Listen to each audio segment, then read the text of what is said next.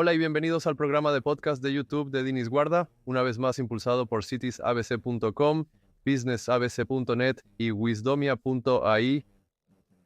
Vivimos en un mundo lleno de emoción y también lleno de desafíos.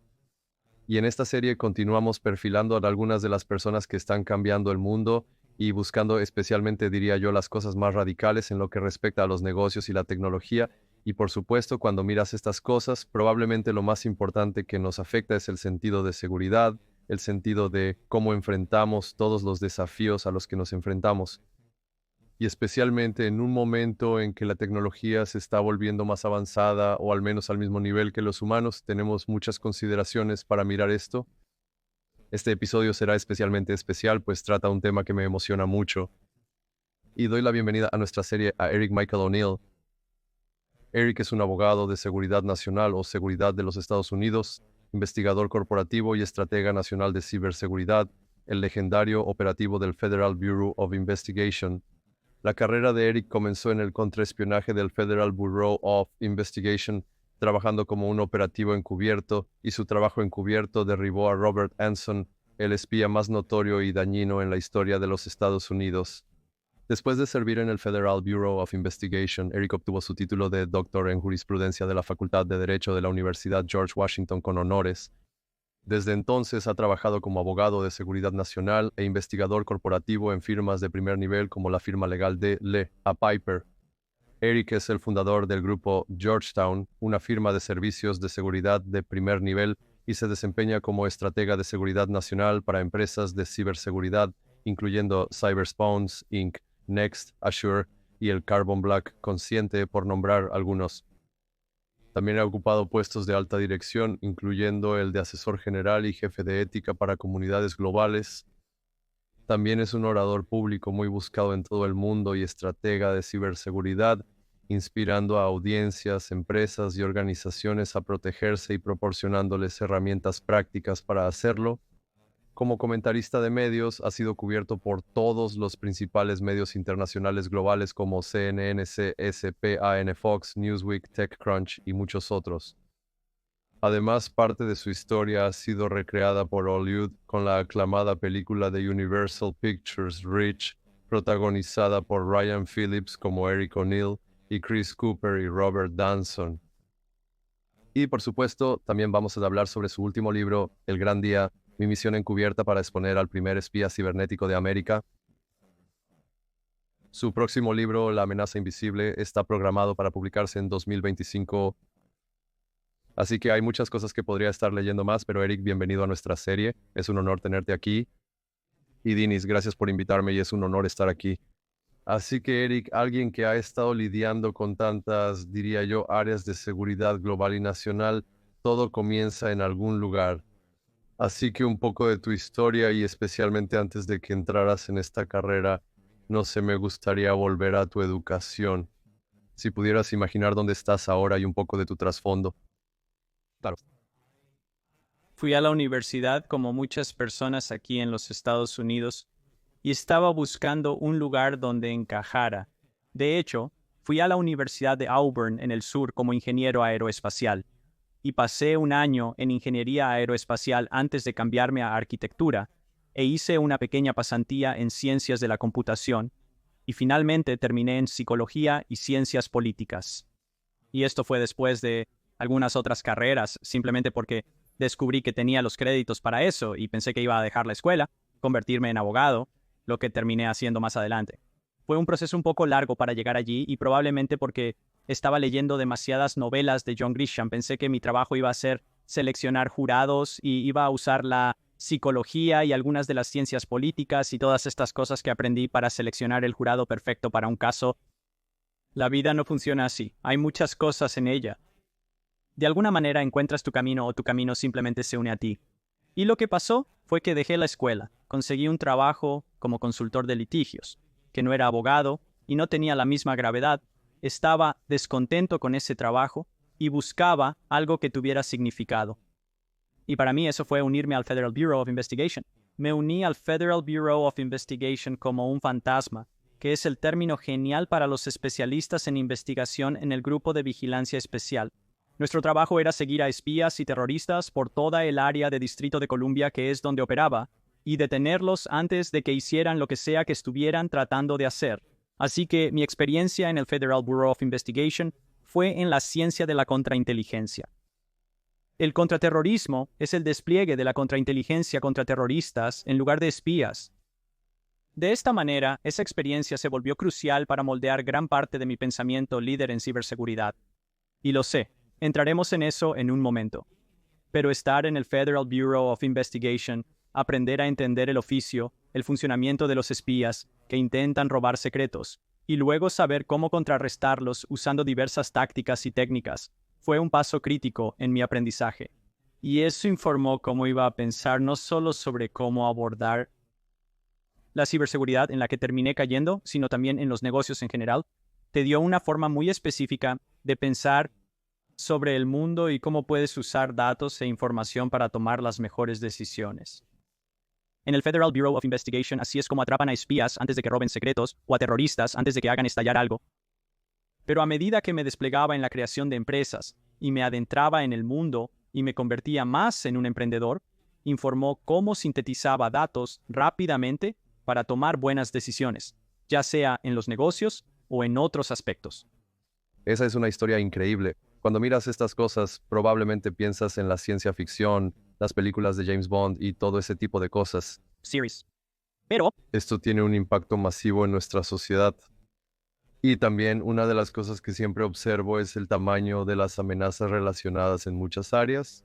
Los espías son considerados uno de los oficios más antiguos de la historia. Esto no es nada nuevo, pero hay mucha confianza aquí, especialmente en la historia. La gente espiaría, pero tendría consecuencias más, por supuesto, seguridad nacional. Pero ahora estamos hablando de algo que puede impactar a toda la civilización y en algunos casos puede causar una gran interrupción en la economía social y en muchas áreas diferentes. Entonces, desde tu educación tienes un fuerte antecedente académico. Entonces, desde tu educación hasta el Federal Bureau of Investigation y luego como autor, solo un poco antes de llegar a tus logros y tu carrera, ¿cómo ves este tipo de cruce en términos de tu educación y carrera? Como dijiste, leer las novelas te convierte en parte de eso y en un líder de pensamiento y orador. ¿Cómo has estado viendo estos diferentes niveles y la percepción que esto lleva a diferentes audiencias? correcto. Bueno, terminé yendo a la escuela de Derecho, y terminé yendo a la escuela de Derecho mientras estaba en el Federal Bureau of Investigation trabajando encubierto, lo cual creo que es la cosa más loca que podrías hacer. Cuando hablo con amigos cuyos hijos están interesados en estudiar Derecho, les digo que hagan lo posible para que su hijo pueda ser un estudiante de día y disfrutar la experiencia, ya sea rogando, pidiendo prestado o robando. Iba a la escuela por la noche. Después de trabajar un día completo en el Federal Bureau of Investigation, a veces tenía que perderme operaciones, o más a menudo perderme la escuela debido a ellas. Y eso fue muy difícil, pero me enseñó a gestionar el tiempo. Trabajar en un trabajo encubierto donde te mueves donde se mueve tu malo, y duermes cuando ellos duermen y comes cuando ellos comen, y también tratar de establecer una carrera como abogado, significaba que tenía que ser capaz de manejar muchas cosas a la vez. Y eso es algo que ciertamente llevé adelante. Sí, mi experiencia en ciberseguridad comenzó con un interés muy temprano en los sistemas informáticos de los años 1980, cuando las computadoras eran la novedad y se iban construyendo y creciendo año tras año, no solo en la capacidad de la tecnología, sino en la expansión de las cosas que las computadoras podían hacer. Esto es muy temprano. En aquel entonces, para usar una computadora con programas en discos flexibles, era necesario aprender algo de programación. Empecé a aprender programación, trabajar con amigos y aprender a desmontar y construir estas cosas. Los sistemas informáticos siempre fueron más un hobby para mí. Pero cuando entré en el Federal Bureau of Investigation, comencé a darme cuenta de que muchos de los análisis que estábamos haciendo podrían hacerse mejor utilizando algunas de las mismas bases de datos que estaba usando cuando estaba en la escuela de Derecho. Y me desconcertaba que en aquel entonces los escuadrones del Federal Bureau of Investigation tomaban papel y lo extendían sobre grandes mesas de conferencias e intentaban establecer conexiones de esa manera. Así que escribí un programa, y era un programa de análisis de amenazas. Lo que hizo es que utilizó datos a lo largo del tiempo con la idea de que los rusos tienden a planificar sus objetivos operativos año tras año Así que tendrán una fuente en los Estados Unidos y dirán, en todas estas fechas harás una entrega secreta. Enterrarás tus secretos en algún lugar especial que solo tú y yo conocemos. Y en todas estas fechas dejarías una señal indicando que recién enterraste tus secretos en la tierra. Así que, cuando paso conduciendo, veo esa cinta en un letrero o una chincheta en una encuesta y sé que puedo ir a recoger los secretos. Deben planificar esto con 1 o 2 años de anticipación. Todas esas fechas son fijas. Si observas el pasado y lo aprendido, puedes predecir el futuro. Y la base de datos funcionó. En el Federal Bureau of Investigation, cuando haces cosas extraordinarias, no te dan mucho crédito. Solo te hace más notorio. Pero me ayudó. Aprender una nueva forma de analizar datos y desplegar ambos. Mi aprendizaje en ciencia y contrainteligencia, con ese trasfondo en computadoras, sistemas informáticos y programación. La unión de esos dos fue el génesis de mi liderazgo de pensamiento en ciberseguridad. Quiero destacar a nuestros oyentes que, aunque ahora todos hablan de cibercrimen y ciberseguridad, si retrocedes en el tiempo, hace 20 o 30 años todavía eras joven y no existían las computadoras. Internet tiene menos de 20 años. Así que quiero, antes de pasar a tu carrera, también fuiste una de las primeras personas y, por supuesto, por un lado, mirar el espionaje y el ciberespacio y todas estas cosas diferentes, pero también darse cuenta de que el cibercrimen y la ciberseguridad son algo que ahora es popular, pero hace solo 10, 20 años no lo era. Y la mayoría probablemente no habla de eso a menos que estén en ciencias de la computación y temas similares. Así que también dentro del Federal Bureau of Investigation y también como abogado pasaste por todas estas cosas. Por un lado están las políticas en torno a esto. Está el hecho de darse cuenta de lo grande que es esto, y solo para las personas que nos escuchan, las empresas de ciberseguridad predicen que el cibercrimen costará a la economía mundial 9.5 billones anualmente en 2024, este año en el que estamos. Esto representa el 10% de la economía mundial. Quiero tus opiniones al respecto antes de ir a Corea, que es increíble. El número real en 2024 superará los 12 billones de dólares.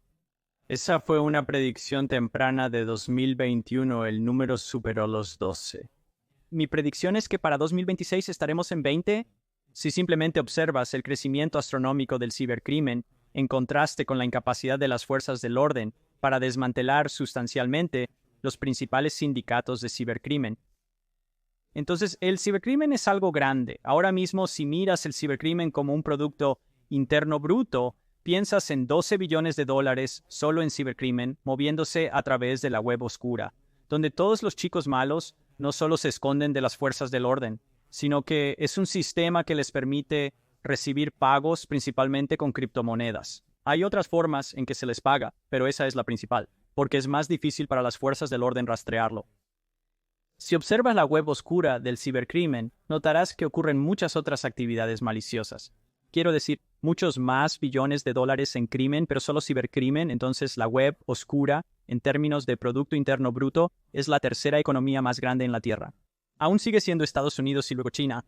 Luego está la web oscura, que ahora es más grande que los siguientes dos países, que serían Alemania y luego Japón juntos. Eso es extraordinario. Y eso es algo de lo que tenemos que preocuparnos, porque este crimen sin control significa que más jóvenes emprendedores están decidiendo convertirse en criminales porque no se ve como el mismo crimen que, digamos, robar un banco con un arma de fuego, ¿verdad? Los crímenes siempre tienen víctimas. Las personas pueden resultar muy afectadas al perder los ahorros de toda su vida.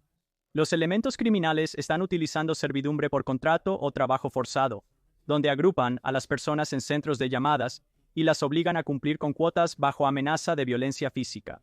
Estos centros de llamadas de la web oscura están surgiendo en países de todo el mundo y el crimen está aumentando. Por lo tanto, nos conviene en ciberseguridad comenzar a trabajar para resolver el problema nosotros mismos. La manera de lograrlo es siendo más resilientes y fuertes. En efecto, el cibercrimen está en aumento. Fui de los primeros en decir, como menciono en mi libro Día Gris, no hay hackers, solo espías. Y la gente dice, bueno, ¿a qué te refieres con eso? Y ya sabes, Eric tiene espías en la mente, todo de lo que habla son espías. Está bien, quizás un poco porque mi experiencia fue atrapar espías para ganarme la vida, pero a medida que me adentré en la ciberseguridad, mi liderazgo intelectual estaba empujando un poco el sobre, esto es hace 15 años, diciendo que tenemos que dejar de pensar en los ciberdelincuentes como este hacker, porque Suelo hacer esto en las conferencias magistrales. Pido a la gente que piense en la primera imagen que les viene a la mente cuando digo hacker. ¿Ok? ¿Lo tienen? ¿Quién pensó en un chico en un sótano tecleando en un teclado con una sudadera negra, verdad? Grita a la abuela, déjame en paz. Libras de una bebida energética, malos carbohidratos, presiona una tecla en su teclado y dice que, en cada película y programa de televisión, se representa erróneamente al hacker cuando dice, estoy dentro. Es como magia. Simplemente escribiendo en un teclado y de repente estás dentro. Esa no es la forma en que ocurren los ataques. Están utilizando ingeniería social. Están utilizando esquemas de confianza, ataques de suplantación de identidad y ahora inteligencia artificial generativa para construir estos ataques muy engañosos. Y todo esto se toma del manual de espionaje. Cuando digo que no hay hackers, solo espías, me refiero a que el espionaje y el cibercrimen han evolucionado.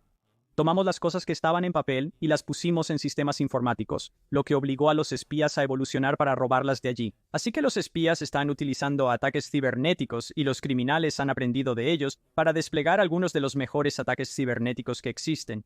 Sí, quiero profundizar más en eso.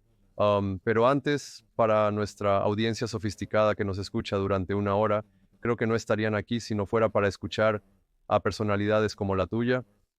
Pero creo que uno de los desafíos que tenemos en todo lo que acabas de mencionar, y por eso estoy muy emocionado de tenerte aquí, es que en un extremo hay dos narrativas. Está la narrativa de James Bond, todas estas novelas y ficción. Como mencionaste, los actores son representados como una especie de nuevos héroes y rebeldes. Pero luego está la realidad del billón de dólares, que es el hacking que afecta a todos.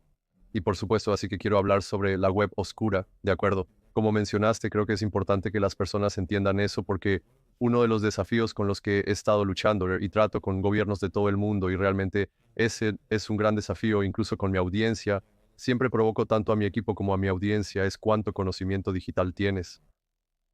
Y desafortunadamente, y creo que probablemente sea lo mismo contigo, es que el 90% de las personas no entienden lo digital, que es un número grande, pero no estoy diciendo esto por decir, lo digo desde mi experiencia. Diría que el 99% no comprende todos los temas de los que hablamos. Así que creo que uno de los desafíos, primero que nada, bueno, necesitamos darnos cuenta de lo impactante que es esto y necesitamos ser parte, como dijiste, que todos somos parte de esto. Y somos parte de esto directa o indirectamente o activa o pasivamente. Probablemente pasivo es peor, pero hay mucho impacto. Quiero hablar primero sobre la web oscura. Entonces, la web oscura probablemente es algo con lo que muchas personas nunca han tenido contacto directo. Así que para alguien como tú, que por supuesto es un autor y especialista de renombre mundial en esto, pero también un experto del Federal Bureau of Investigation y mucha de la educación, cuéntanos sobre la web oscura. Probablemente nunca hablé de eso aquí con mi audiencia, salvo algunas excepciones. Pero solo para la gente, repetiré lo que acabas de decir, la cuarta economía más grande del mundo y también se está volviendo más grande en muchos aspectos porque tenemos un mundo muy complejo y además la inteligencia artificial lo hará mucho más grande. Así que quiero escucharlo de ti mismo porque es un elemento clave. Sí, estás dando en el clavo y no tienes que sentir que no eres sofisticado o conocedor si no sabes qué es la web oscura. Muy pocas personas lo hacen. Hablo en auditorios llenos de 1000 profesionales de ciberseguridad. ¿Quién aquí sabe exactamente qué es la web oscura? Si te llamara aquí arriba, ¿podrías explicarlo?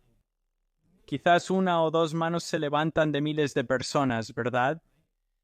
Realmente no entendemos qué es la web oscura, cómo está diseñada o cómo funciona. Eso es lo que estoy desmitificando en mi nuevo libro. De hecho, dedico un capítulo donde me siento con un amigo que es un investigador de la web oscura. Tiene las credenciales de un chico malo y entra allí para encontrar los últimos ataques y ayudar a informar a las empresas de ciberseguridad. Para entender la web oscura en el sentido más básico, realmente tienes que entender qué es Internet, ¿verdad? Un sistema de comunicación y computadoras en red que abarca el globo. Y el Internet ahora mismo es gigante. Son 80 zettabytes de datos y creciendo. Para el 2026 será 180 zettabytes. Y para dar una idea de lo que es un zettabyte, si apilara papel desde mis pies tan alto como un zettabyte, sabes, el papel también es datos, ¿verdad? Sabes, una página tiene datos escritos en ella. Si la apilara página por página tan alto como un zettabyte, llegaría a la galaxia de Andrómeda, un año luz de datos. Eso es enorme. Tenemos 80 de esos, por lo que el Internet es masivo. Y la mayoría de lo que pensamos en el Internet solo es el 10% del Internet. Son las cosas abiertas, conocidas como la web superficial. Cualquier cosa que puedas buscar en Google, cualquier cosa que puedas preguntar a tu navegador favorito y te devuelve una pregunta, mi página web, tu página web, las cosas que abrimos y queremos que la gente encuentre. Aquí es donde habitan el marketing y la publicidad. Aquí es donde el compendio de todo el conocimiento de la existencia humana está a nuestro alcance. De niños, buscábamos información en enciclopedias o bibliotecas. Ahora solo se busca en línea, lo cual representa apenas el 10% de Internet. El 90% inferior de la web se llama web profunda. No es un mal lugar, sino un buen lugar. Es la capa segura de Internet. Eso es lo que la ciberseguridad busca proteger. Estos son los registros bancarios, información que suele ser de difícil acceso en ciertas áreas. Estos son tus registros médicos. Estos son todos los datos confidenciales que estás almacenando en la nube para tu empresa. Estas son todas las cosas que no quieres que la gente vea, tus cuentas de correo electrónico privadas, tus cuentas de redes sociales privadas, todo lo que está seguro con un nombre de usuario y una contraseña. Si eres realmente inteligente, hay opciones mejores que una contraseña, de las cuales hablaremos luego, pero simplemente ya no son efectivas. Entonces lo proteges, esto es lo que los atacantes quieren robar. El 10% de ese 90% en el fondo, la parte más pequeña de Internet es la web oscura. Debido a que Internet está creciendo masivamente, la web oscura también lo hace, como un parásito que vive de él. La web oscura existe en servidores distribuidos globalmente, algunos de ellos voluntarios, donde las personas agregan su servidor a la red. Algunos están en realidad en islas piratas, a las que la policía no puede llegar, y son grandes granjas de servidores. Y algunos simplemente son robados de empresas de todo el mundo. Podrías estar dirigiendo un negocio con varios servidores, y uno de tus servidores ha sido secretamente particionado por los malos para ser utilizado para alimentar la web oscura. Porque la web oscura es simplemente un sistema diferente de servidores de red que prospera como parte de Internet. Es difícil de cerrar y de encontrar. Tienes que tener un navegador muy especial, tienes que tener conocimientos específicos y tienes que conocer la dirección física introducida de la tienda en línea de la web oscura o el tablón de anuncios o el recurso de información que estás tratando de encontrar, lo cual es bueno porque no queremos que personas que son turistas o novatos entren en la web oscura porque el 90% de los sitios allí simplemente te infectarán con malware, ransomware y robarán tus datos. Ten cuidado. Tienes que ser conocedor para llegar allí, pero lo que me gusta decir es, aquí hay monstruos. En la web oscura se puede comprar y vender algunas de las peores cosas del mundo. Además de todo el cibercrimen que se apoya y ayuda, y como un sistema de pago completo en la web oscura, puedes comprar desde todas las drogas ilegales conocidas por el hombre, hasta armas, hasta personas reales. En la web oscura existe un gran comercio de esclavos humanos e incluso un macabro bazar de partes del cuerpo donde se pueden conseguir ojos, corazones o manos por diversas razones. Es difícil de alcanzar, que es una de las ideas principales. Es muy difícil para las fuerzas del orden derrotarlo. Los criminales también tienen copias de seguridad y simplemente restauran desde ellas una vez que son detenidos por las autoridades, se reinventan con un nuevo nombre y reanudan sus ataques. Y permite a los criminales, delincuentes, no solo lanzar ataques de forma anónima, sino que también les permite recibir pagos porque existe un sistema completo de billeteras de criptomonedas y sistemas de pago que permiten a los delincuentes ganar dinero a partir de sus ganancias mal habidas.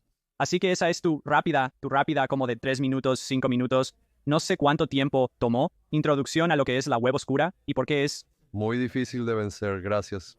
Para nuestros oyentes, tomen esto en serio, aprendan y edúquense porque al final del día nuestros datos están ahí, pero claramente se trata de ser consciente de esa gran diferencia y siempre intento esa parte para ti. Entonces, Eric, quiero repasar probablemente uno de tus roles más impactantes fue durante tu mandato en el Federal Bureau of Investigation.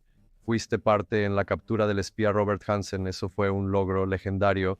Y para las personas que nos escuchan, Hansen, que fue arrestado en febrero de 1901 en Foxton Park, cerca de su casa en Viena, Virginia, acusado de vender secretos estadounidenses a Rusia, por 1.400.000 en efectivo y diamantes durante un periodo de 22 años. Este fue uno de los mayores casos de espionaje probablemente en los últimos 50 años. Así que cuéntanos sobre esta historia y cómo esto cambia muchas cosas y también porque este fue uno de los primeros grandes casos de ciberseguridad. Bueno, felicitaciones por eso, por supuesto. Correcto. Bueno, también es algo de lo que puedo presumir. Robert Hansen fue uno de los espías más dañinos en la historia de los Estados Unidos, y ciertamente el espía más dañino en la historia del Federal Bureau of Investigation, y el caso para atraparlo fue el caso más único que el Federal Bureau of Investigation haya llevado a cabo. Él espió durante 22 años para la Unión Soviética, lo que significa que comenzó su espionaje en ese periodo. Y espió durante tanto tiempo que sobrevivió al colapso de la Unión Soviética y a la reforma en la Federación Rusa, que es lo que tenemos hoy, y luego se reactivó y continuó espiando. Nunca fue reclutado, se ofreció voluntariamente a sus servicios. Él tomó todas las decisiones sin revelar su identidad a sus manejadores en Rusia, lo que le permitió sobrevivir tanto tiempo. Era un experto en espionaje y contraespionaje. Su formación fue como analista de contrainteligencia con especialización en Rusia. Así que era como el gerente del banco que está robando de su propio banco porque conoce todos los protocolos de seguridad. Sabía quiénes eran los espías, sabía a quién acercarse, sabía con quién hablar y sabía exactamente cómo establecer su sistema de puntos de entrega muertos, donde robaría secretos del Federal Bureau of Investigation y realmente dejar es un término técnico de espionaje, pero envolvería discos flexibles de datos. Estamos volviendo atrás en el tiempo ahora, ¿verdad? En sus primeros espionajes, en bolsas de basura y cinta de embalar para que estuviera protegido de la lluvia y los elementos. Y colocaría ese paquete debajo de un puente en Foxton Park, justo cerca de su casa en Viena, Virginia. Después colocaba un trozo de cinta en el letrero de Foxton, indicando que su punto de entrega muerto estaba listo. Estos son todos los términos de superespía para todos. Un oficial de inteligencia ruso saldría de la embajada un día específico y conduciría todo el día para asegurarse de que nadie lo estuviera siguiendo. Cuando se sintiera seguro, pasaría por ese letrero. Si veía un pedazo de cinta, sabría que es hora de recoger los secretos, recuperar el paquete y dejarle dinero a Hansen en otro sitio. Así es como solía realizarse el espionaje antiguamente.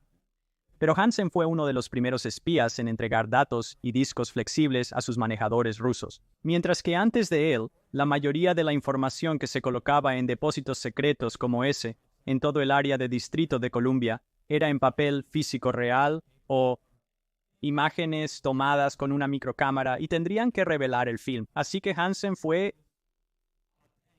en la cima de una ola de cambio en cómo ocurre el espionaje y el robo a través de sistemas informáticos. Los sistemas informáticos del Federal Bureau of Investigation no estaban preparados para defenderse de alguien como él. ¿Cómo atrapas a una persona así? Bueno, el Federal Bureau of Investigation tuvo un poco de suerte. Habían formado un grupo de trabajo con la CIA y estaban buscando una fuente en Rusia que pudiera señalarles a este espía legendario que habíamos estado persiguiendo durante más de 2 décadas. Sabíamos que había un espía porque las cosas estaban saliendo mal, pero no podíamos ver dónde, cómo o qué lo causaba. Y resultó que uno de los agentes especiales del Federal Bureau of Investigation más prominentes que pusimos en la tarea de atrapar a este espía legendario llamado Traje Gris era Robert Hansen. En un momento se le encargó atraparse a sí mismo, lo cual es el mejor lugar para estar si eres el espía.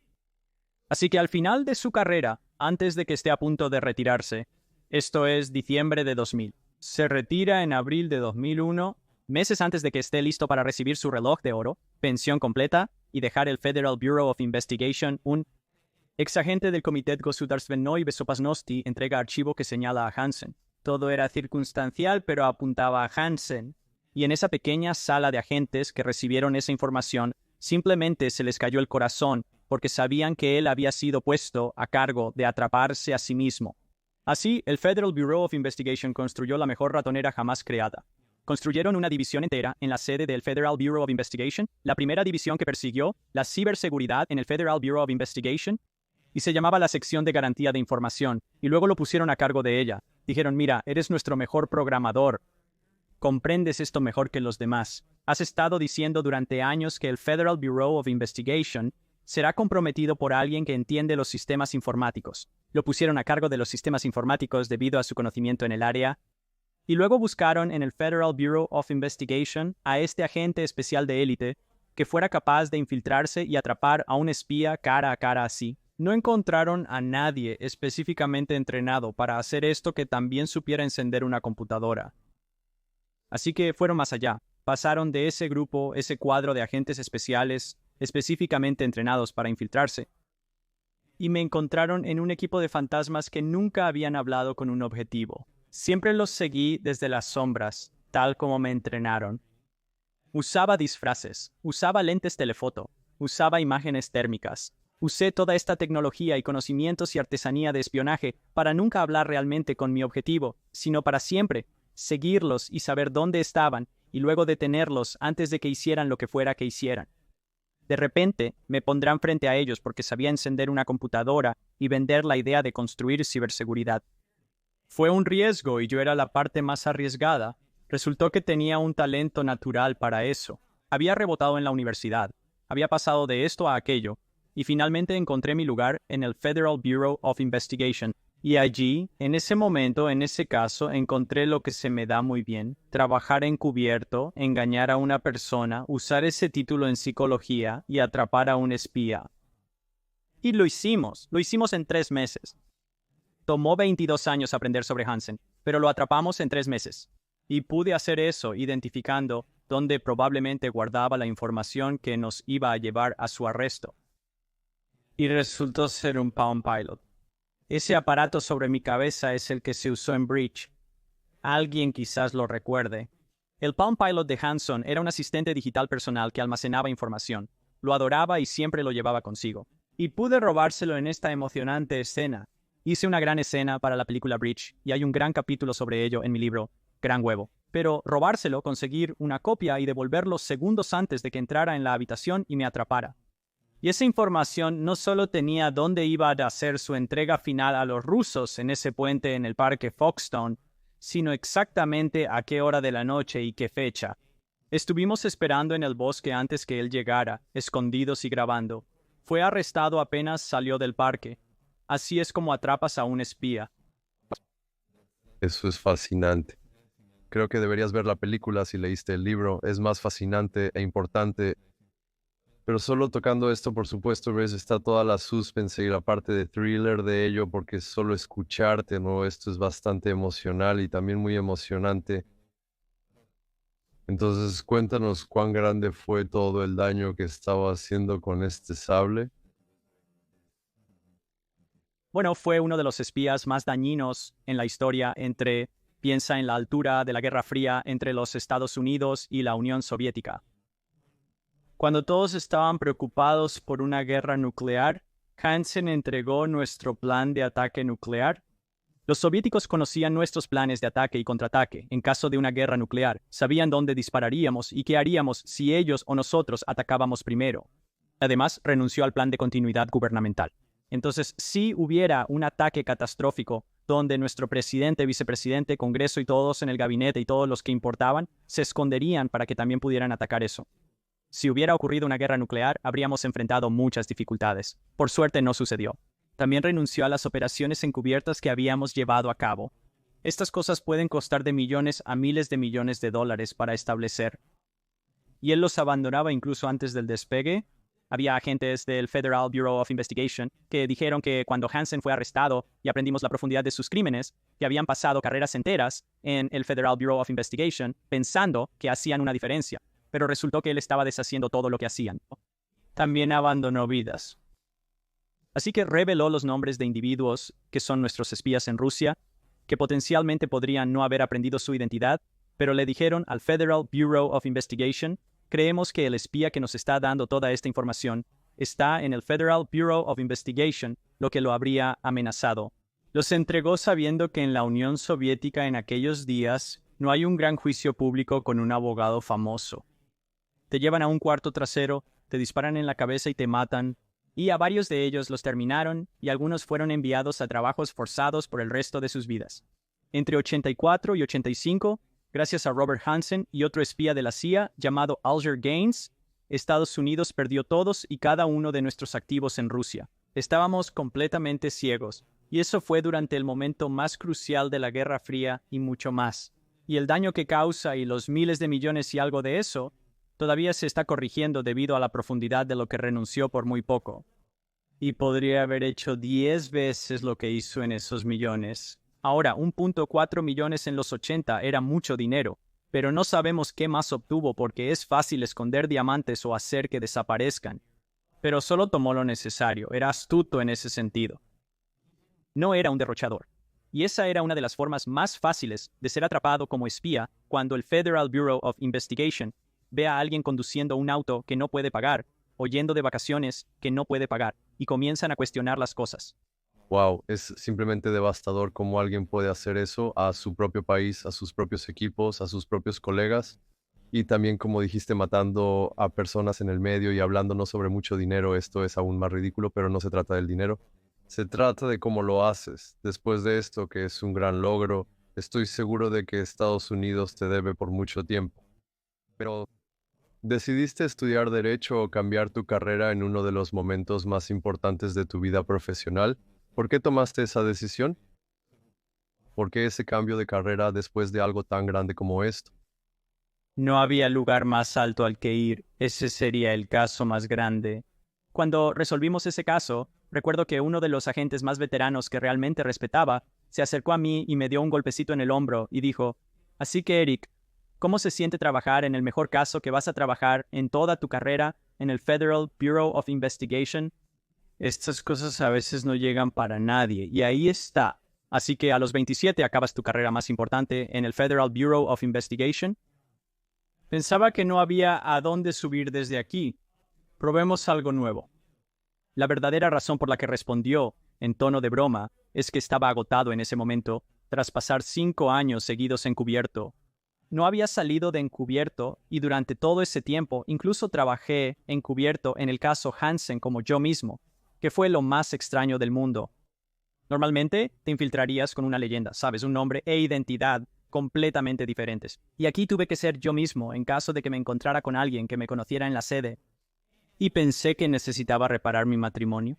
Había estado casado 3 meses cuando me asignaron este caso y nunca estaba en casa. Siempre estaba en el Federal Bureau of Investigation o en la escuela de Derecho, y volvía para hacer búsquedas en la oficina cuando Hansen se iba. Estaba increíblemente estresado, y pensé que este era un buen momento para salir del Federal Bureau of Investigation. Estaba por graduarme de Derecho y explorar opciones con mi título. Así que tomé un trabajo haciendo Derecho de Seguridad Nacional y contratos gubernamentales, lo cual se derivó muy bien del trabajo que hice en el Federal Bureau of Investigation para una de las entonces las firmas más grandes del mundo, DLA Piper. Aprendí una cantidad enorme, y después de una corta carrera allí, decidí empezar mi propia empresa.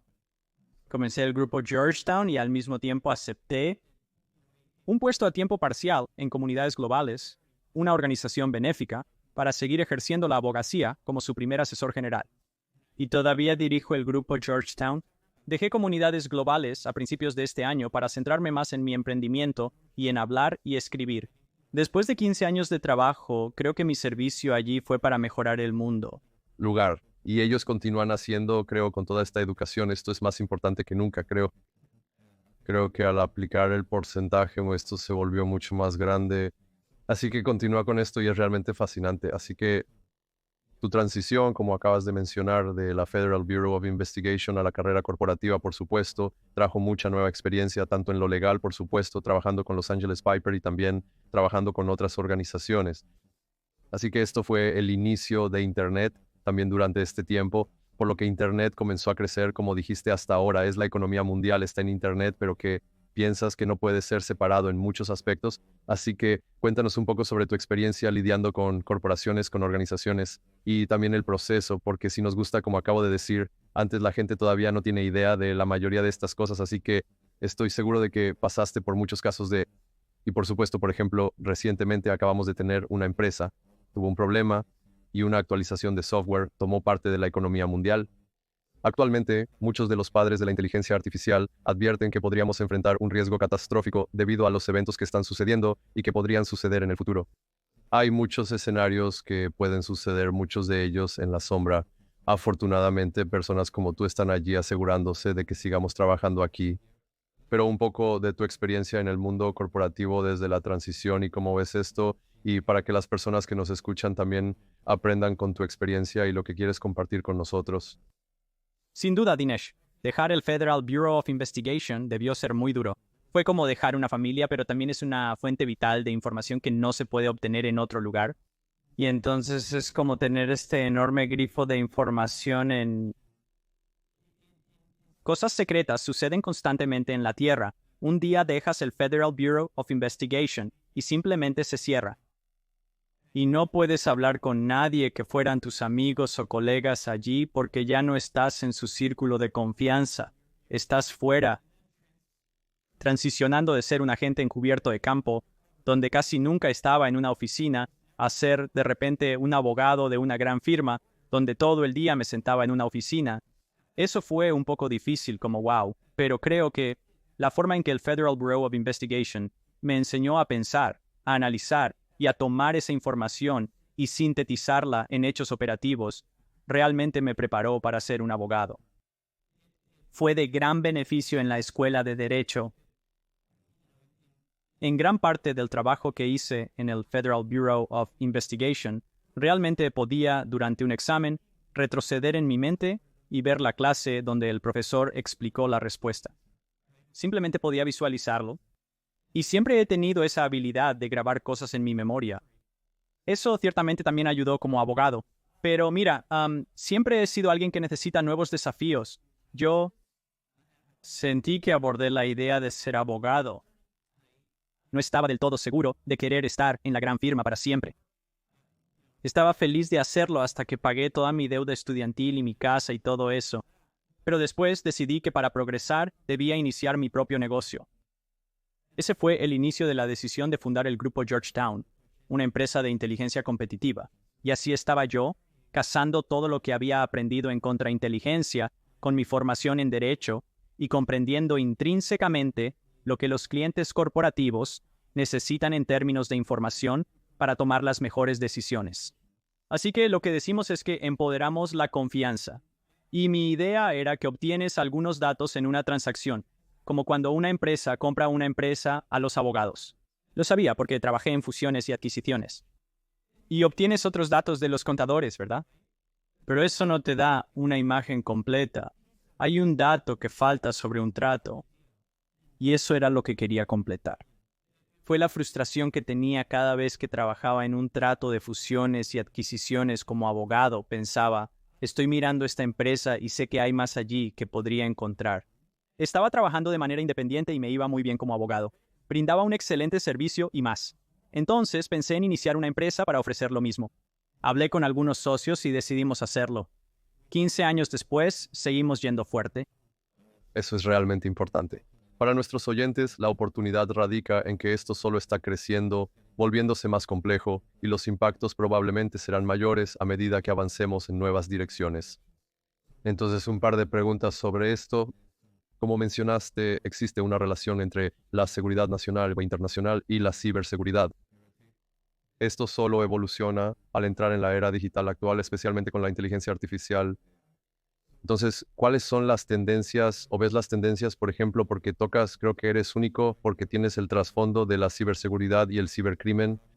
Y por supuesto el trasfondo del Federal Bureau of Investigation, pero tienes el trasfondo legal. Y por supuesto eres uno de los antecedentes de los bufetes de abogados más grandes del mundo. Así que realmente puedes tocar muchas cosas. En este momento, cuando se trata de la economía mundial, estamos abordando principalmente los flujos digitales, los desafíos con las empresas públicas, sus datos, la propiedad intelectual y muchos otros aspectos diferentes. Y para las personas que escuchan nuestro podcast, incluso cuando entrevisto a personas aquí, hay personas que puedes decir, personas o cosas que puedes decir, cosas que no puedes decir.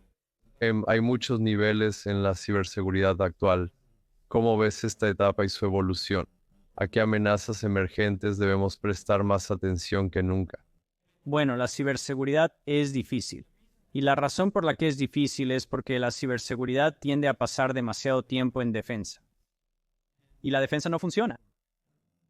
Aporto contrainteligencia a la ciberseguridad.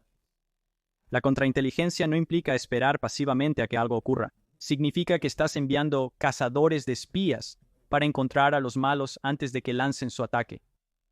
Y esa es la transición que debe hacerse y está siendo realizada por algunas de las principales empresas de ciberseguridad. En ciberseguridad esto se conoce como caza de amenazas. Tienes personas que entienden la mente del atacante y que pasan su tiempo no solo monitoreando y observando, sino que realmente salen activamente a cazar amenazas. Eso requiere mucho tiempo y mucha disciplina para que un humano lo haga. Dinesh, aquí es donde entraremos en algunos de los temas de inteligencia artificial que mencionaste. La inteligencia artificial puede hacer eso mucho más rápido. Por lo tanto, la ciberseguridad de primer nivel la está implementando para realizar gran parte de esa búsqueda de amenazas detrás de escena. Y tiene que ser así, porque al mismo tiempo, los principales sindicatos de cibercrimen que lanzan sus ataques desde la web oscura están utilizando su propia inteligencia artificial, están implementando inteligencia artificial no solo para lanzar ataques y perfeccionar esos ataques y escribir código. Hace 2 meses, la inteligencia artificial no destacaba escribiendo código. Ahora es sobresaliente. Así de rápido está progresando y aprendiendo la tecnología. Los atacantes criminales también están utilizando la inteligencia artificial para hacer lo que se llama contravigilancia. Entonces, están utilizando la inteligencia artificial para buscar ciberseguridad cuando lanzan ataques de infiltración. Así que solo para dar una idea, si un sindicato de cibercrimen quiere infectar una ciudad, como la ciudad de Dallas, por ejemplo, con un ataque de ransomware, y ellos son cazadores de grandes presas, es como se llaman a sí mismos. Quieren derribar una ciudad y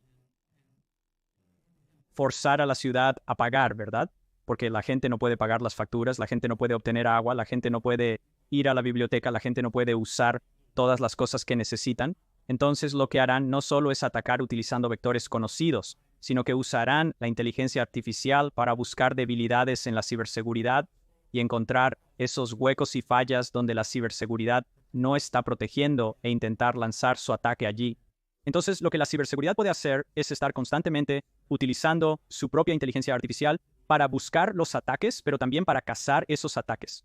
En un artículo de opinión reciente, mencioné que si recuerdan la película Tron, donde los programas luchan en el ciberespacio, pensamos que era algo gracioso en ese momento, pero eso es literalmente lo que está sucediendo ahora.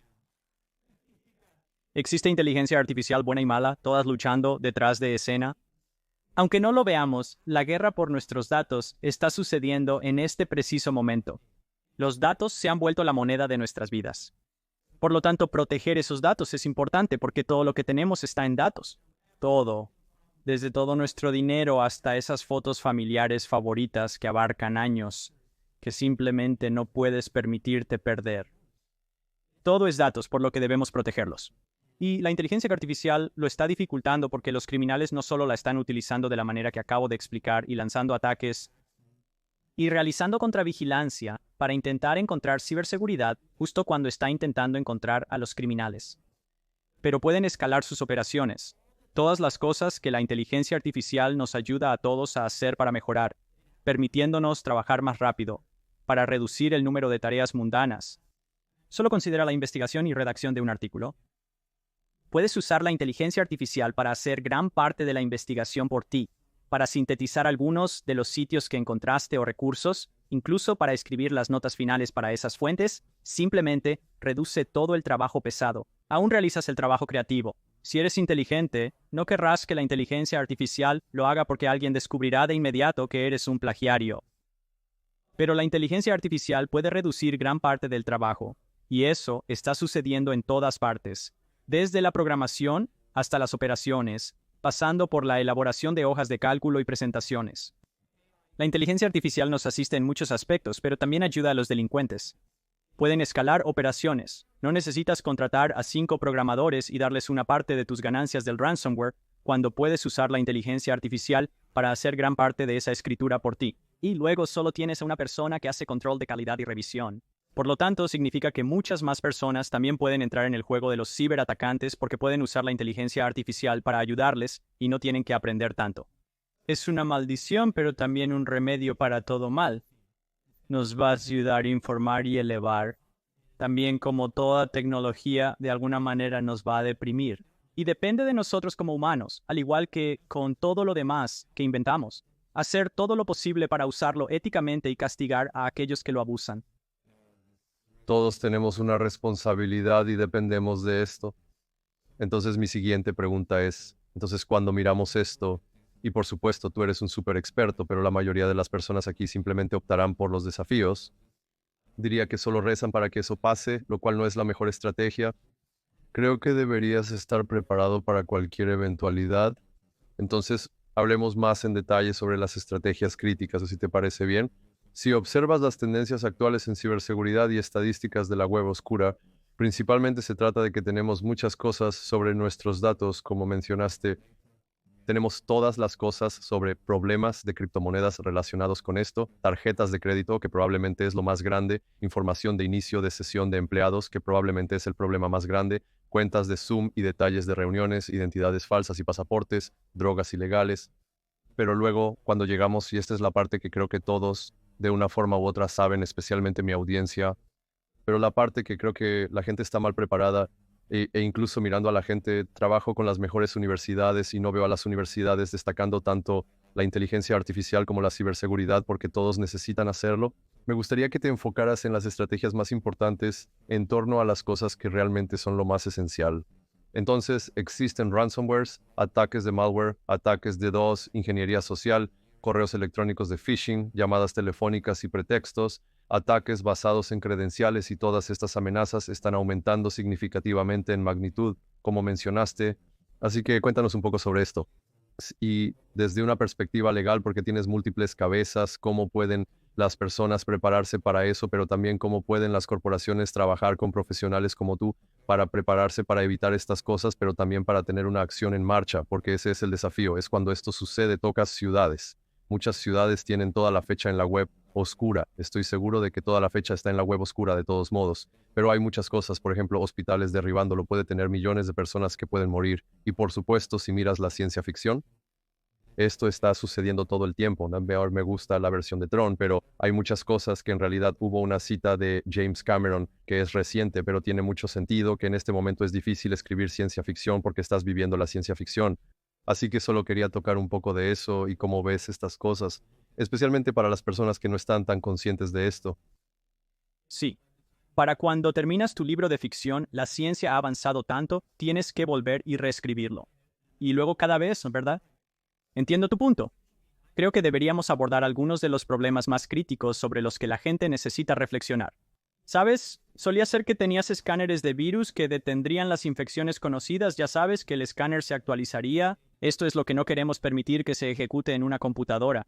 Y ya no funciona porque gran parte del código es novedoso, ¿verdad? Así que avanzamos hacia, ya sabes, de antivirus a ciberseguridad anti-malware, que observa cosas que parecen malas y sabe lo que parece bueno y sabe lo que toma decisiones y detiene cosas que son grandes amenazas. Y la ciberseguridad se ha vuelto bastante buena en eso. Entonces, lo que han hecho los atacantes es dejar de perder su tiempo en ello. Porque la forma más fácil de comprometer un sistema informático, ya sea tu computadora o mi computadora que estamos usando ahora mismo para hablar entre nosotros, o toda una red empresarial en una empresa, una agencia gubernamental, una ciudad, un municipio, es atacar a una persona. Los espías son los mejores en el mundo comprometiendo personas a lo largo de la historia. Los criminales han aprendido de las tácticas de los espías. Y por eso quiero centrarme en un término que usas, que es ingeniería social. La mayoría de los ciberataques exitosos ocurren porque una persona fue engañada, comprometida, un esquema de compromiso, un esquema de impostor, para entregar las llaves de sus datos.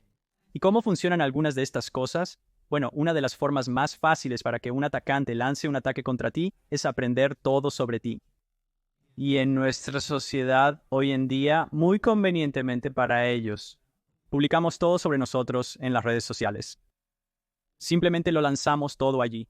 Así que pueden aprender mucho sobre nosotros al conocernos en las redes sociales. Y luego la idea es engañarnos. Y hay varias formas de hacerlo. En los viejos tiempos, si querías reclutar a un espía, había varias formas directas de hacerlo. Los sobornabas. Sé que tienes problemas en casa. Sé que tienes una hipoteca enorme. Te voy a dar $100,000 y tú me ayudas a robar secretos. O los chantajeas. Tengo fotos tuyas haciendo algo que no quieres que tu esposa o tu abuela sepan. Y si no me ayudas, enviaré las imágenes a ellos o a tu empleador o a tu jefe o al gobierno de los Estados Unidos. Y así ahora están enganchados. O ideología. Piensas mucho como yo, ¿verdad? Así que deberías ayudarme porque tu empleador es escoria, tu país es terrible y lo debes. Tu deber es hacer esto, ¿verdad? Todo esto funciona. Los criminales están utilizando las mismas técnicas, pero de manera más sutil. Entonces, lo que pueden hacer es aprender mucho sobre ti y aprender el tipo de cosas que te harán hacer algo que sabes que no deberías, como abrir un archivo adjunto que no deberías, o hacer clic en un enlace que no deberías, o simplemente entregar tu número de seguro social e información porque te engañaron haciéndote creer que son el servicio de impuestos internos y es temporada de impuestos, o que son tu banco, o de cualquier otra manera. ¿Están utilizando estafas de impostores, lo cual es una forma de ingeniería social? Lo que quiero decir es que la situación está empeorando. Entonces tomemos ese viejo ataque de ingeniería social. Te envío un correo electrónico, crees en él y haces algo para lo que estás entrenado a no hacer, como abrir un adjunto o hacer clic en un enlace, ¿cierto? Los atacantes están utilizando la inteligencia artificial para hacer esto realmente difícil, llevándolo al siguiente nivel. Así que, en lugar de enviarte un correo electrónico, te envío un enlace de tu jefe a una llamada de Zoom, justo como esta. Y te unes a la llamada de Zoom y ahí está tu jefe y te dice: necesito que envíes una transferencia porque esta es una adquisición muy confidencial de una empresa. Y si esta transferencia no se realiza en la próxima hora, vamos a perder la oportunidad. Avísame por email o servicio de mensajes cortos cuando transfieras el dinero. Y eso termina la llamada. Bueno, acabas de hablar con tu jefe. En este mundo de trabajo remoto, uno asumiría que en una llamada de Zoom todos son reales, pero todo era inteligencia artificial. Un avatar de inteligencia artificial. Esto es lo que hacen los criminales. Utilizan estos ataques engañosos no para engañar a una computadora, sino para engañar a una persona.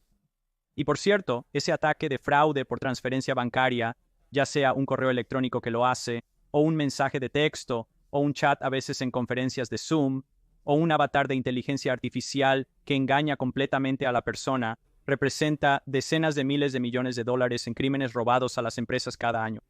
Por lo tanto, para detener los ataques no solo se necesita tecnología robusta, sino que no es solo entrenamiento. Se trata de hacer que las personas comiencen a pensar como cazadores de espías. Tenemos que cambiar nuestra mentalidad. Y eso es mucho de mi liderazgo de pensamiento, es que tienes que pensar como alguien que está tratando de detener a un espía, no alguien que está tratando de detener al chico en el sótano, sabes, con la sudadera, pero un grupo completo de personas que acaban de pasar semanas aprendiendo todo sobre ti para elaborar el ataque perfecto, para hacerte hacer algo que sabes en tu instinto que no deberías hacer a través de la coerción o enviándote algo que es demasiado bueno para ser verdad, ahí está tu soborno, o apelando a tu naturaleza, haciéndote pensar que esto es algo que deberías hacer. Esa es tu ideología. Es solo el viejo manual de espías en un nuevo mundo de cibercrimen. Has expresado de forma magistral algo realmente importante. Y creo que ahora quiero tocar lo que dijiste sobre la parte de ingeniería y la relación con la inteligencia artificial, porque por supuesto el desafío ahora es que, por ejemplo, mis empresas y mi organización construyen avatares muy sofisticados y en su mayoría, tanto tú como yo podemos crear. En realidad, en este propio podcast tuve a mi avatar hablando en mi nombre. Si ves mi podcast, en los últimos 3 o 4 videos no soy yo, por supuesto, no te darás cuenta de que no soy yo. Así que esto, por supuesto, se hace para bien y parte de mi trabajo es destacar, y por eso también hice a Leonardo da Vinci y Einstein. Pero el desafío, como mencionaste, es que tenemos este nivel, especialmente con la inteligencia artificial volviéndose tan avanzada. Entrevisté a algunos de los grandes nombres en inteligencia artificial en este podcast.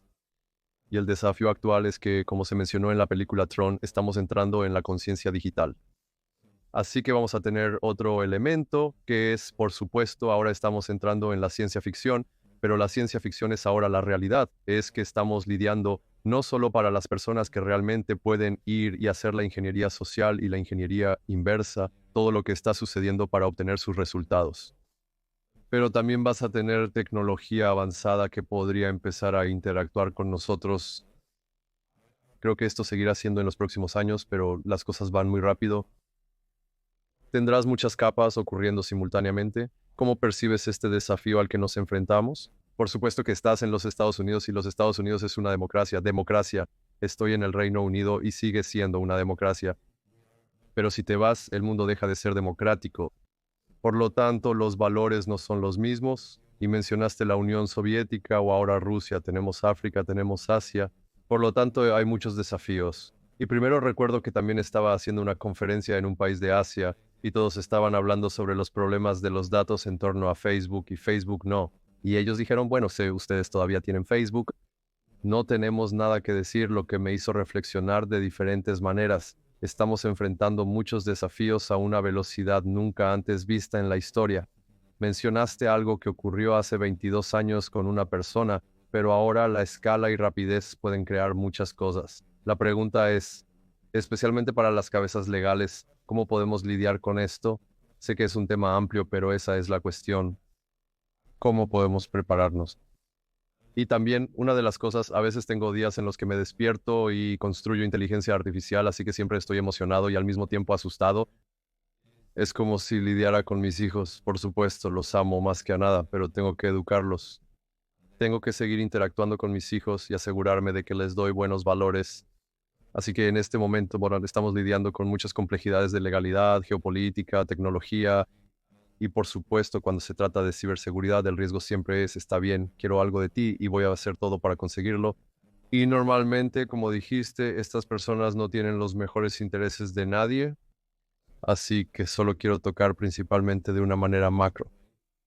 ¿Cómo evitar volvernos cínicos ante los desafíos? Ese es el mayor reto, no caer en el cinismo. Es cierto, nos desacostumbramos. Creo que esa es una pregunta muy importante, retomando lo que mencionaste anteriormente. Bueno, sabes que hay mucho que desempaquetar, pero comencemos desde donde todo esto vino. Sabes que tuvimos esta pandemia de la que nadie habla más, lo cual es sorprendente. Es casi como decir la palabra COVID-19, es como en la serie de Harry Potter gritar el nombre de Voldemort, como que nadie quiere escucharlo, todos se van, oh, hemos estado protegidos, pero cambió nuestras vidas en un sentido tecnológico de una manera muy importante. Solías entrar a un estudio, ¿verdad? Para grabar este tipo de cosas. Ahora podemos grabar un podcast en cualquier momento, en cualquier lugar, ¿verdad? Antes ibas a una oficina, pero ya no. Poca gente va a la oficina ahora y cuando lo hacen es a regañadientes, ¿verdad? Quiero decir, tengo clientes a los que nunca he conocido cara a cara. Han sido mis clientes por años. Esa es la nueva normalidad. En la industria ya ni siquiera decimos remoto. Decimos primero híbrido, lo que significa que algunas personas están remotas, 2 o 3 personas podrían estar en la oficina. Algunas personas podrían venir a la oficina de vez en cuando, pero cada objetivo de comunicación debe ser primero híbrido, lo que significa que las personas que están remotas no quedan excluidas. Entonces, incluso cuando las personas están sentadas en una oficina, alguien está en Zoom, ¿verdad? Alguien está en la pantalla. La arquitectura de nuestras oficinas ha cambiado por completo. Hay empresas donde nadie tiene una oficina. Cuando vienes, te sientas en cualquier sitio, conectas tu portátil y esa es tu estación de trabajo. No hay fotos familiares. Es muy impersonal. Trabajo remotamente, ya no voy a la oficina. Así que eso ha cambiado cómo trabajamos, cómo nos comunicamos y cómo nos engañan. Porque, hombre, es mucho más fácil engañarte si nunca me has conocido. ¿Cómo sabes que soy yo?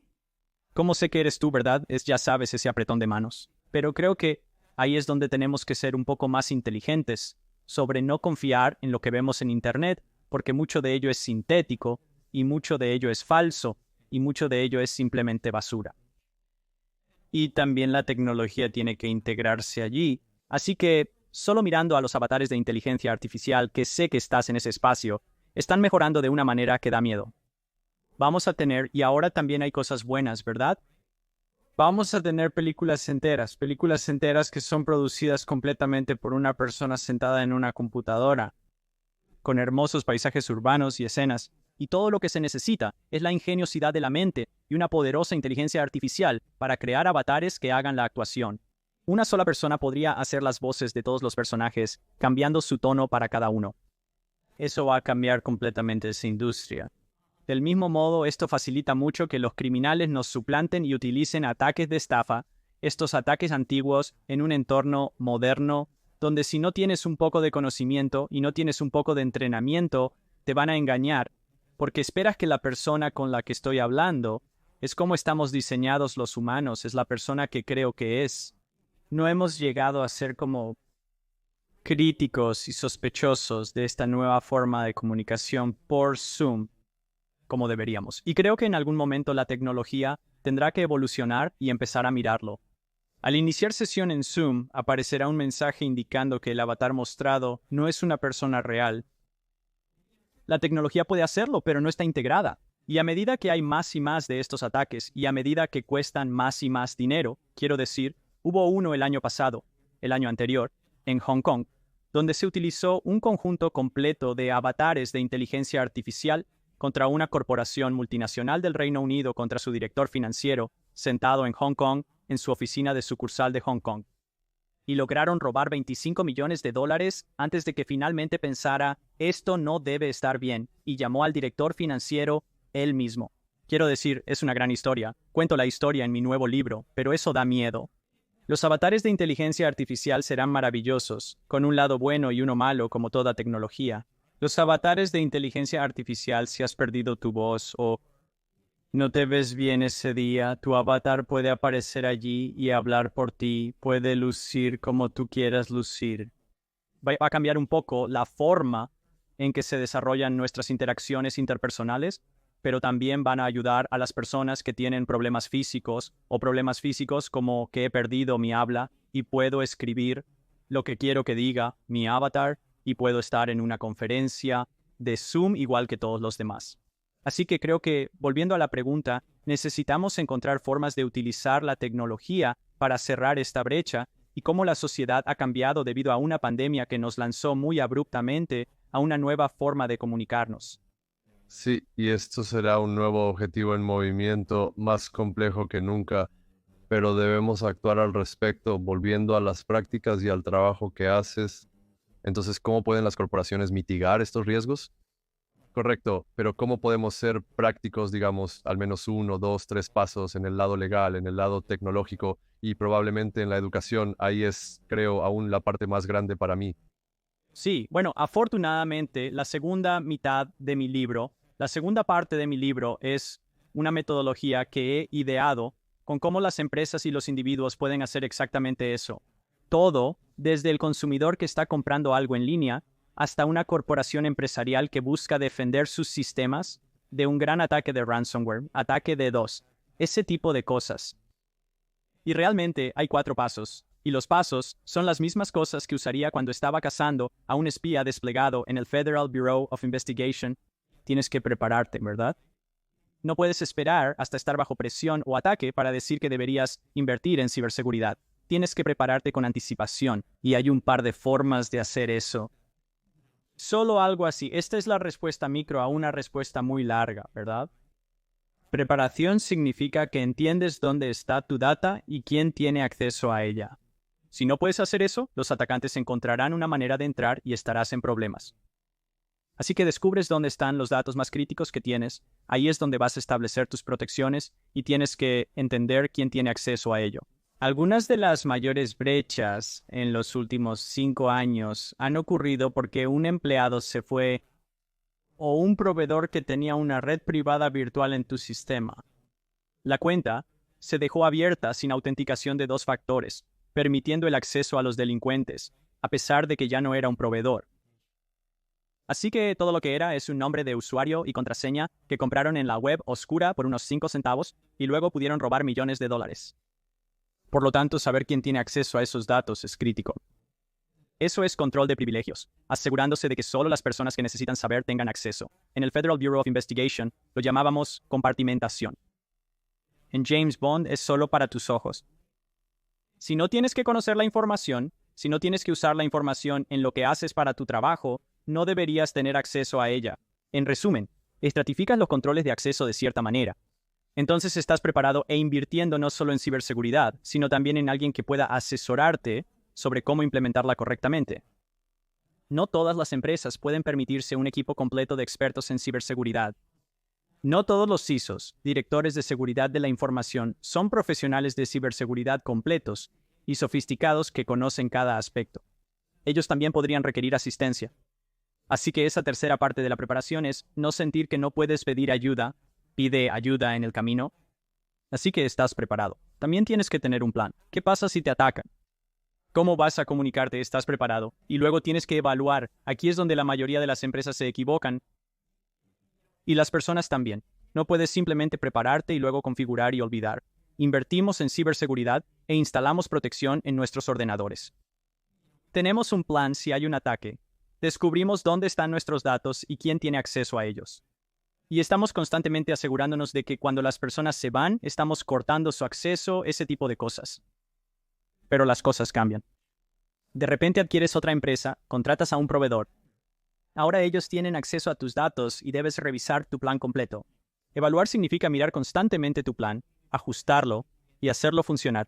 Ese plan te permitirá saber cuándo ha ocurrido un ataque. Cuando una cuenta ha sido comprometida, la ciberseguridad alerta que alguien está accediendo a algo a lo que no debería tener acceso. Debes entrar en modo investigación, lo que implica estar preparado. ¿Quién investigará esto? ¿Pueden hacerlo internamente? ¿Necesitas ayuda externa? ¿Los tienes en marcación rápida y listos para asistirte? Esa investigación tiene que suceder muy rápido, porque cuanto más tiempo tome, más comprometerá el atacante. Y finalmente, tienes que tomar una decisión. Tienes que tomar una decisión. Y esa decisión podría ser cerrar todo para poder echar al malo. Perderemos 2 semanas de productividad laboral, pero no será un ataque catastrófico. Estamos bloqueados por un ransomware y pagaremos el rescate, ya que el costo de remediación es demasiado alto. No siempre es la mejor solución, pero a veces la única.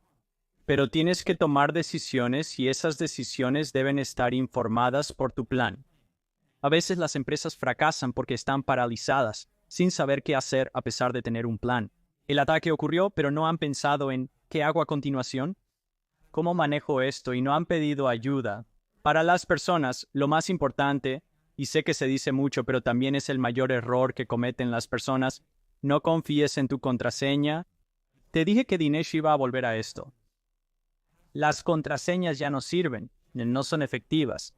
Acaba de haber una liberación, una megaviolación de base de datos, donde se publicaron 2.900 millones de contraseñas, nombres de usuario y contraseñas desde la web oscura.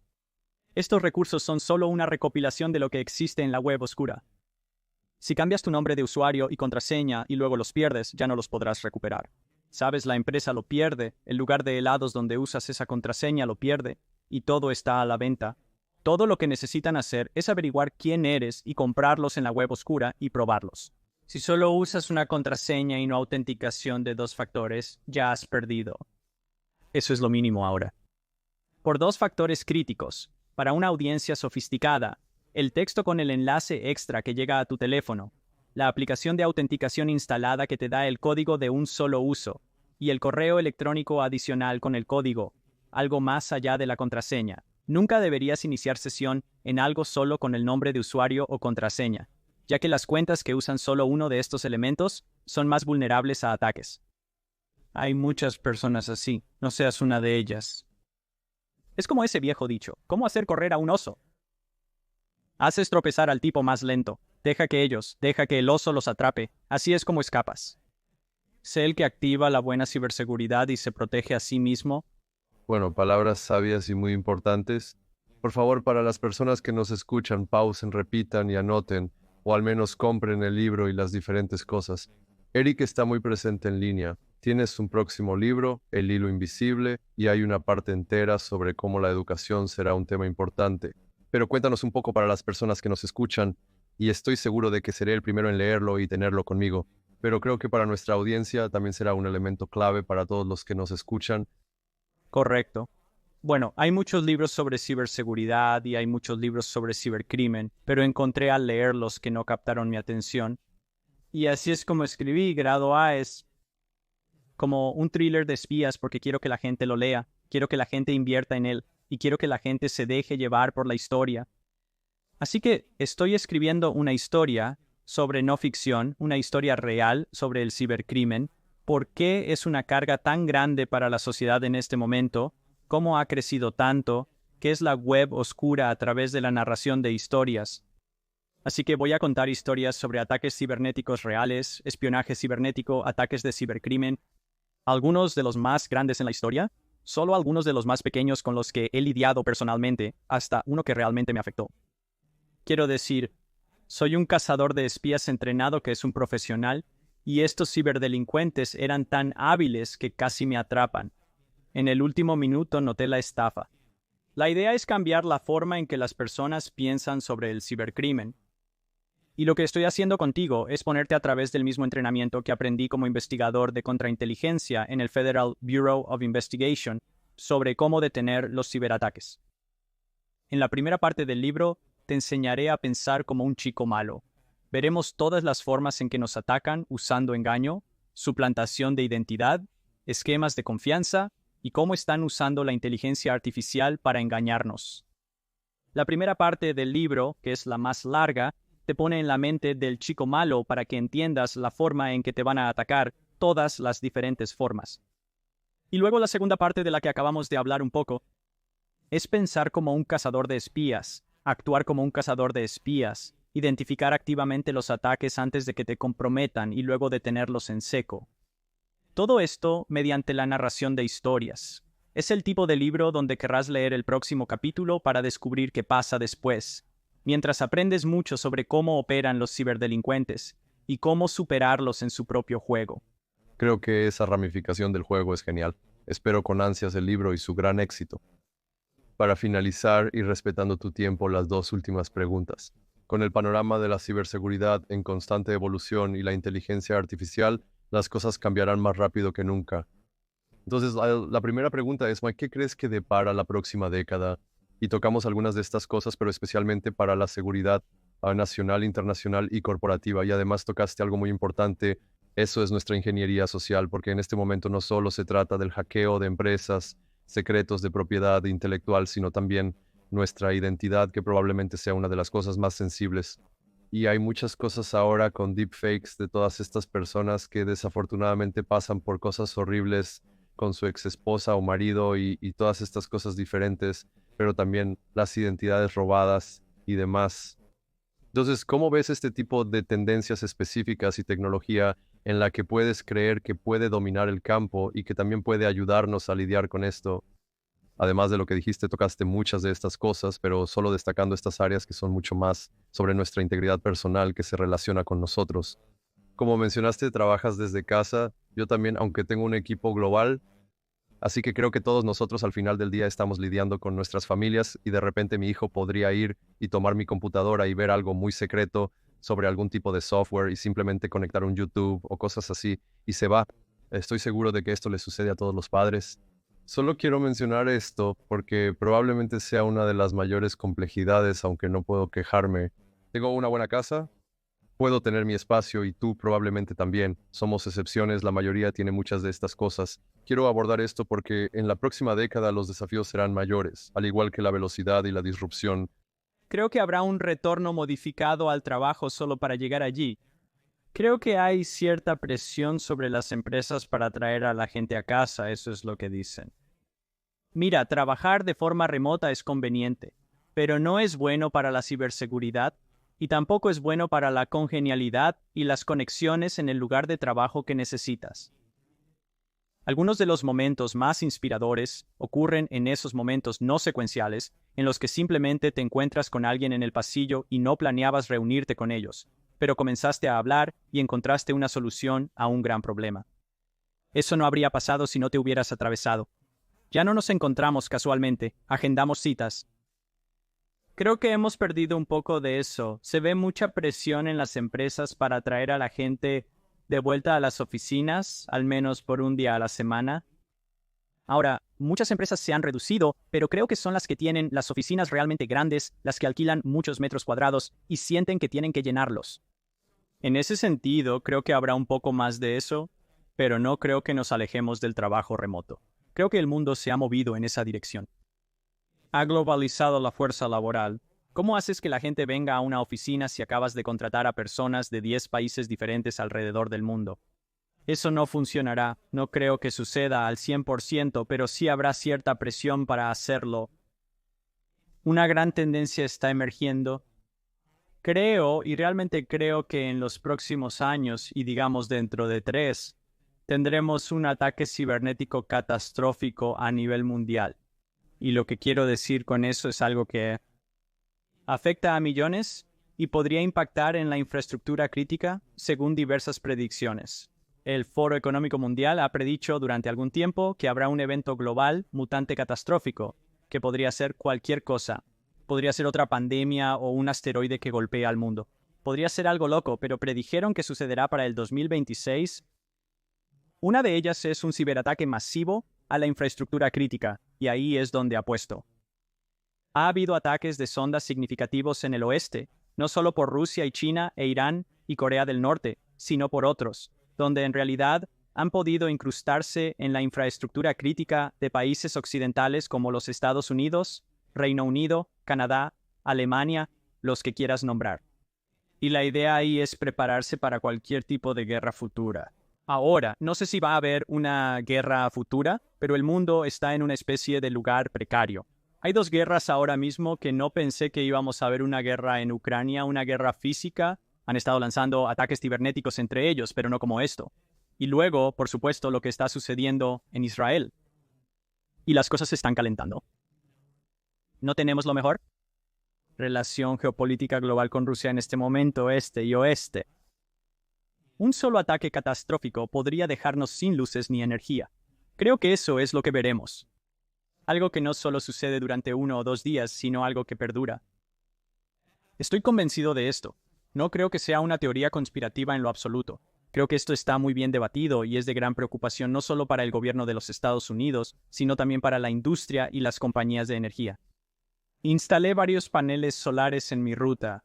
Tengo respaldos de batería y estoy listo. Pienso que todos deberíamos estarlo.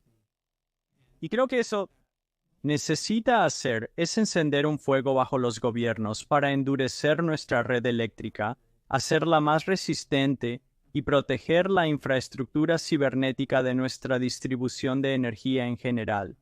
Porque creo que esa es el próximo área de ataque para cualquier conflicto mundial geopolítico. Sí, palabras muy sabias. Concluiré con la última. Entonces, y creo que para las personas que quieren estar actualizadas sobre esto, y por supuesto está tu libro por venir, existe abundante información dividida en varias secciones, pero para las personas que quieren convertirse, especialmente los jóvenes, porque por supuesto estamos hablando del futuro del trabajo o de no tener trabajo, o también de la desaparición del horario de 9 a 5 y muchas cosas diferentes. Pero para nosotros acaba de salir un estudio esta semana que dice que hay millones de puestos en ciberseguridad que no están ocupados. Así que hay muchas oportunidades. Veamos el lado positivo de esto y cómo podemos, especialmente los jóvenes y las startups y los ecosistemas y los profesionales, quieren mirar esto y prepararse para enfrentar los desafíos, como acabas de decir, a nivel personal, pero también a nivel profesional. ¿Cuál sería el consejo desde tu experiencia también? Una cosa es especializarse. No solo optes por un título en ciencias de la computación. Especialízate en ciberseguridad, especialízate en la búsqueda de amenazas, especialízate en las ciencias particulares, en la contrainteligencia de ciberseguridad que se van a poder implementar de inmediato. Hay tantas oportunidades para las personas que tienen conocimientos de ciberseguridad. Es la industria de más rápido crecimiento después del cibercrimen, lo cual tiene sentido. Con el aumento del cibercrimen y el espionaje cibernético, cada empresa necesita personas que comprendan estos problemas. Hay empresas de ciberseguridad conformadas únicamente por personas que comprenden este concepto.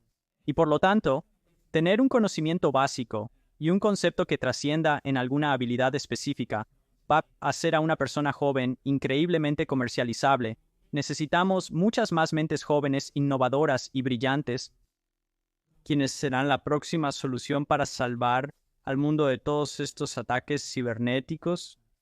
Siempre les digo a los jóvenes en universidades y secundarias que si están interesados en este mundo, es una carrera que nunca terminará.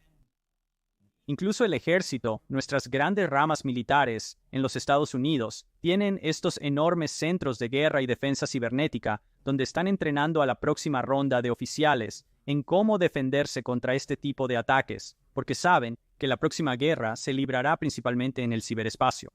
Así que creo que si estás pensando en entrar en ese mundo, entonces vas a tener una maravillosa carrera con muchas oportunidades. ¿Trabajas como asesor general y jefe de ética? Así que tocamos todo este desafío que creará muchas, diría yo, preguntas. Y por supuesto, tenemos todas estas teorías conspirativas. En los Estados Unidos están algo paranoicos con eso de las elecciones y demás. cómo podemos mantener nuestra ética y especialmente tu experiencia como jefe de ética y mantener un poco pues, los pies en el suelo, pero también un sentido de, diría yo, algún tipo de cordura en medio de todo esto, especialmente cuando se trata de todos los desafíos de los que hablamos durante esta última hora. Sí. La ética nos define y nos distingue de los demás. Nuestro sistema ético y de valores nos diferencia de los criminales. Quiero decir, los criminales son aquellos que no actúan éticamente. Quiero decir, incluso un espía podría decir que está actuando éticamente porque está haciendo algo para promover, ya sabes, la geopolítica simplemente depende de qué lado, ya sabes. Los espías que espían contra los Estados Unidos para Rusia son sus héroes, y nuestros espías tienen razón. Pero en el cibercrimen las cosas son más claras. Puedes cruzar una línea muy fácilmente como profesional en ciberseguridad para convertirte en un ciberdelincuente y probablemente ganar mucho dinero, pero estás sacrificando tu ética. Y creo que es muy importante actuar de manera ética, incluso mientras estamos realizando una investigación muy robusta y estoy trabajando con una empresa que está creando malware sintético. Ahora, está desarmado. Entonces, si fuera robado, no podría ser utilizado. Pero la idea es, para entrenar a la inteligencia artificial en la detección de malware, es necesario tener muestras de malware para que aprenda a identificarlo correctamente. Entonces, tienes inteligencia artificial construyendo malware que está desactivado y luego entrenando a la inteligencia artificial para detectar malware para que la ciberseguridad pueda identificar las cosas malas antes de que nos infecten. Pero puedes pensar en la ética que se requiere para hacer eso de una manera ética. Y es con cualquier cosa. Si trabajas en el gobierno, tu ética es lo que te impide convertirte en un Robert Hanson y vender secretos al mejor postor. Trabajas para una empresa. Tu ética es lo que te hace un buen ciudadano corporativo, un buen colega y alguien que no va a robar información y publicarla en línea porque estás enojado con tu jefe o venderla al competidor de la calle. Estas éticas nos definen como seres humanos. Sin ellas no somos mejores que cualquier delincuente que ataca desde la web oscura. Palabras sabias e importantes. Eric, ha sido un viaje fantástico aquí. Hoy aprendí mucho, de hecho me sentí más seguro gracias a tu sensatez al ver esto. Primero que nada, felicitaciones por tu carrera y por hacernos más protegidos a todos. Creo que todos nos escucharon. Para nuestros oyentes, sigan a personas como Eric, lean sus libros y participen. Necesitamos más personas sensatas y sabias. Gracias, Eric. Ha sido un honor. Gracias por la invitación, Ninesh. Lo aprecio.